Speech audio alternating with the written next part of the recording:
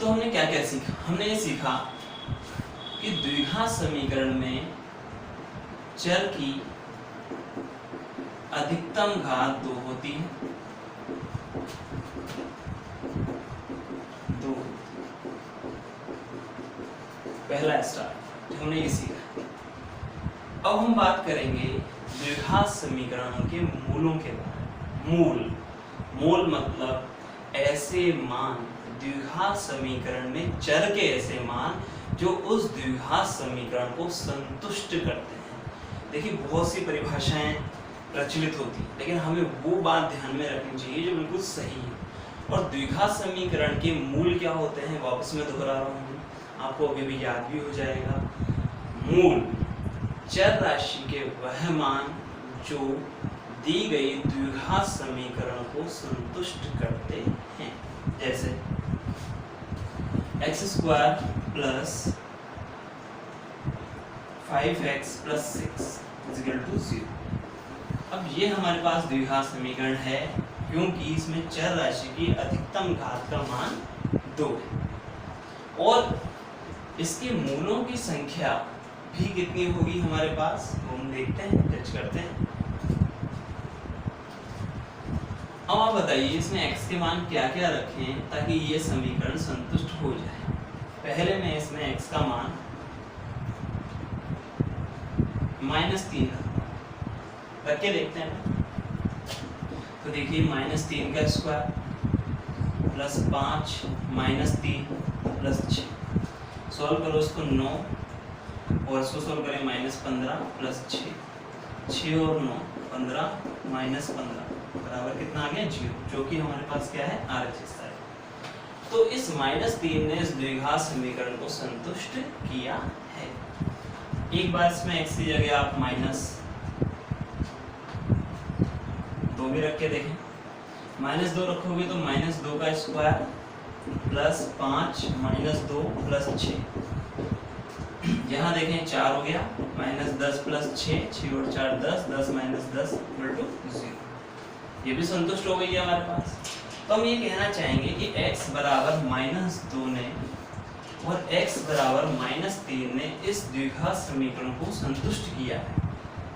x बराबर -3 और x बराबर -2 ने द्विघात समीकरण को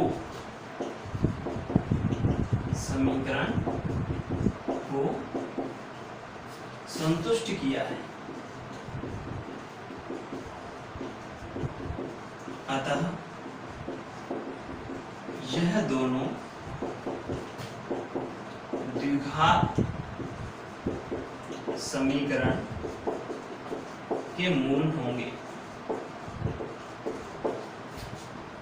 देखो एग्जाम्पल के माध्यम से मैं समझाना चाह रहा हूं कि x के वह मान जो द्विघात समीकरण को संतुष्ट करते हैं, मतलब दायां पक्ष बराबर बायां पक्ष, राइट हैंड साइड बराबर लेफ्ट हैंड साइड अगर हो रहा है तो वह जो आंसर आएगा वो उस द्विघात समीकरण के मूल कहलाएंगे। और मूल को कहते हैं अपन इंग्लिश में रूट, जड़, रूट।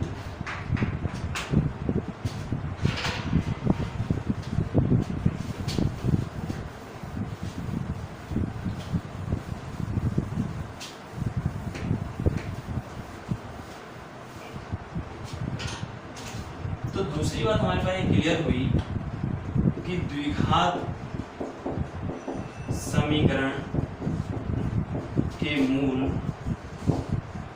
क्या होते हैं, चर राशि के वह मान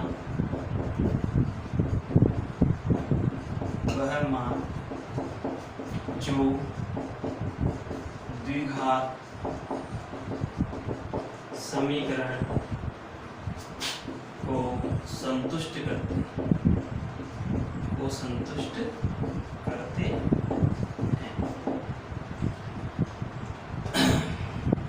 अब हम देखेंगे कि द्विघात समीकरण के जो मूल होते हैं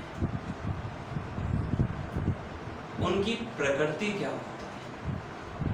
मतलब हम ये जानेंगे कि द्विघात समीकरण के जो आंसर आएंगे वो वास्तविक हैं या काल्पनिक हैं या परिमेय हैं या अपरिमेय हैं। तो इन सब बातों को जानने के लिए हमें पहले ये पता होना चाहिए कि संख्याओं की प्रकृतियां कैसी कैसी होती हैं। हमने छोटी क्लासों में सब पढ़ा है, हमने प्राकृत संख्याएं पढ़ी हैं, हमने पूर्ण संख्या, पूर्णांक संख्या, परिमेय संख्या, काल्पनिक संख्याएं शायद आपने नहीं पढ़ी होंगी, मैं बता दूंगा। काल्पनिक संख्याएं, वास्तविक संख्याएं, ये सभी पढ़ी, लेकिन हमारी एक बहुत बुरी आदत है कि हम समय के साथ चीज़ों को भूल जाते हैं, और भूलना लाजमी भी है, रिवाइज नहीं होती चीज़ें। अभी 40 दिन तो आपको ऐसे ही हो गए। तो देखें, पहले मैं आपको बताऊंगा इन मूलों की प्रकृति के बारे में। जो हमने पढ़ा द्विघात समीकरण के मूल, इनकी प्रकृति बताने से पहले मैं आपको एक बार वापस रिकॉल कराऊंगा संख्याओं के प्रकार।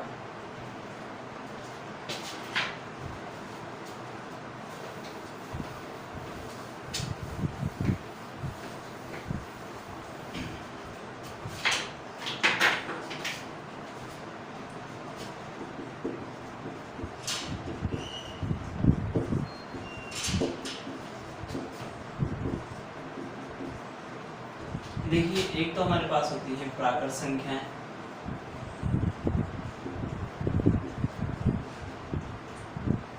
जिन्हें हम कहते हैं नेचुरल नंबर।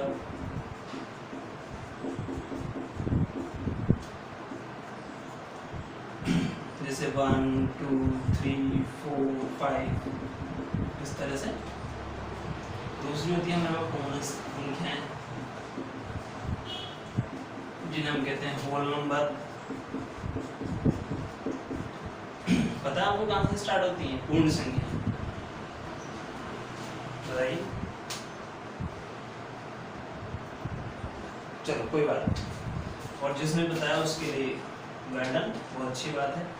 मैं बताऊं पूर्ण संख्या किसे कहते हैं? जो बस इस प्राकृत संख्या में आप जीरो और शामिल कर दीजिए, 0 1 2 3 4 5, ये सारी संख्याएं क्या होगी? पूर्ण संख्या। फिर हम देखते हैं पूर्णांक संख्याएं,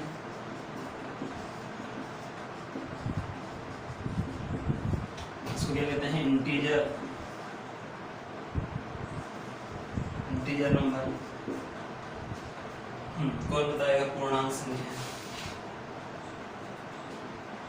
देखिए, इतने ज्यादा गंभीर मत बनिए, हंसते रहिए, मुस्कुराते रहिए, थोड़ा सा एंजॉयफुल वातावरण रखिए।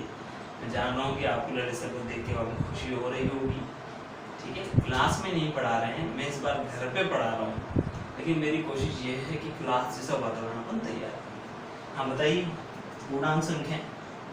पूर्णांक संख्याएं क्या होती हैं? आप बिल्कुल सही बताया बच्चे ने।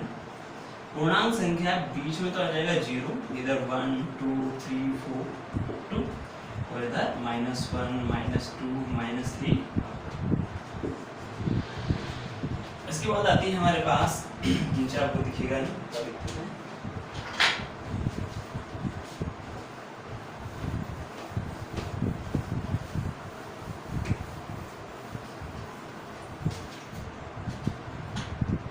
देखिए वीडियो है, इसलिए अगर मैं मिटा भी देता हूँ तो अगर आप जैसे पीछे करेंगे तो वो सारी चीज़ें दिख जाएंगी आपको, है ना। इसलिए मैं सोची कि सर ने मिटा दी, ठीक है। हाँ, तो हम चल रहे थे प्राकृत, पूर्ण, पूर्णांक। अब हम पढ़ेंगे परिमेय संख्या।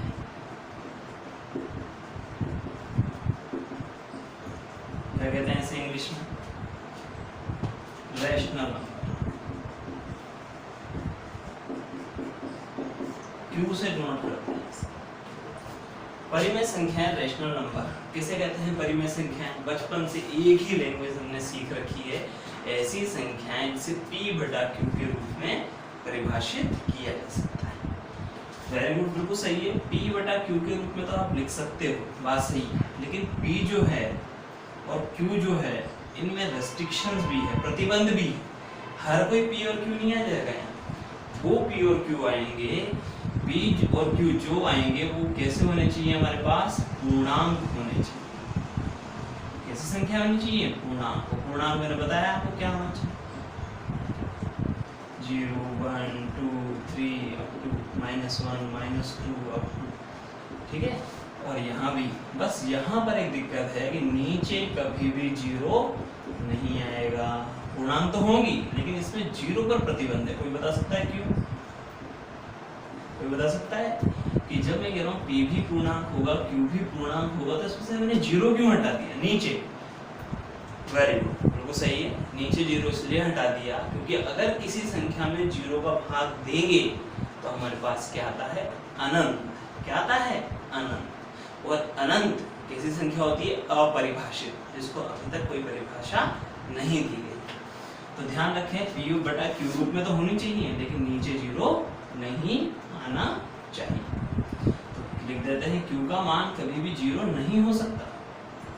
ठीक है, जैसे मैंने 1/2 लिखा, 1/3 लिखा, ये सब परिमेय संख्याएं हैं, लेकिन अगर मैं 1/0 लिख दूं तो ये परिमेय संख्या नहीं। आप देखो ऊपर जीरो आ गया, नीचे जीरो आ गया, तो ये तो क्या हो गया? अनिर्धार्य हो गया, तो ये भी पॉसिबल नहीं है। तो आपको बस ये ध्यान रखना है कि नीचे जीरो नहीं आना चाहिए। नीचे जीरो आते ही हमारा काम क्या हो जाता है?